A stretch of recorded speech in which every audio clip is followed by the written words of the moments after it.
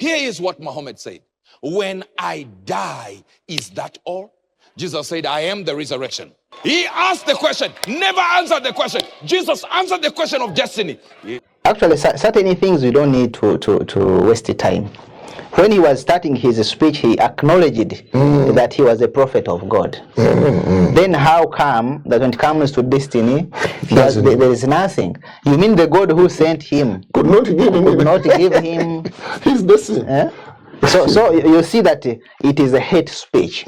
Even when he knows the truth, he is trying to conceal the truth.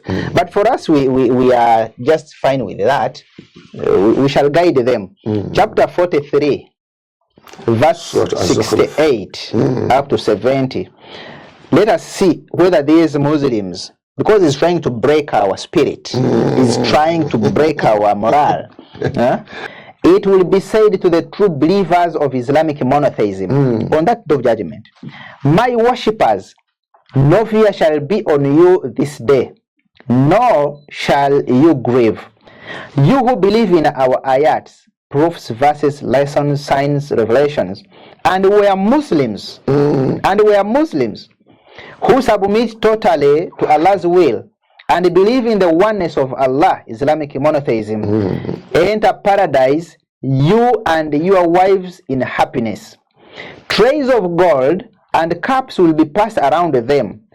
There will be therein all that inner selves could desire, and all that eyes could delight in, and you will abide therein forever.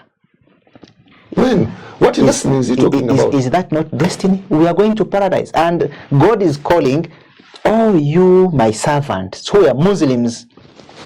Do they have anywhere where God says in the Bible that all my servants who are Christians enter you heaven?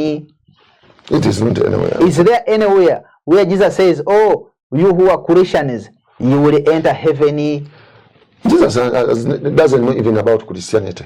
How could he talk about it? So when he's talking about destiny, first we are assured, chapter 43, verse 68 to 71, it is very clear. Yes. That is chapter 28, verse 85. 28, verse number 85. 85 reads as follows. Verily, he who has given you, O Muhammad, the Quran, ordered you to act on its laws and to protect it to others and to preach it to others, will surely bring you back to Ma'ad, place of return, place of return, paradise after your death. Have you heard? He knows where he is going. The assurance given to him when he was still alive. Allah. You come and claim Muhammad doesn't know no destiny. What destiny are you talking about? He has not read the Quran. Yes, for sure. and Sheikh, you know something beautiful. When I was reading this book here, Al-Bayan fi Arkan al-Iman of Dr. Yusuf Al-Qaradawi, on page 217, I found something beautiful and I said, oh, I think we should share. 217? Yes. Okay. He was saying, إكرام الله تعالى نبيه محمد صلى الله عليه وسلم. These are some of the favors, the blessings Allah what I gave to his beloved Prophet Muhammad. And he mentioned very many, but I just want to choose 3. Prophet Muhammad sallallahu فهو أول من تنشق عنه الأرض. Allah. On the day of judgment, he's going to be the first person to be resurrected will be Prophet Muhammad. Sallallahu alayhi wa sallam. Then he says, وهو أول من يفتح له باب الجنة. He will be the first one to be open the gates of paradise. That is Prophet Muhammad sallallahu alaihi wasallam. And he says, وهو صلى الله عليه وسلم أول man yadkhulul jannah. He will be the first one to enter that paradise. What a great favor for him.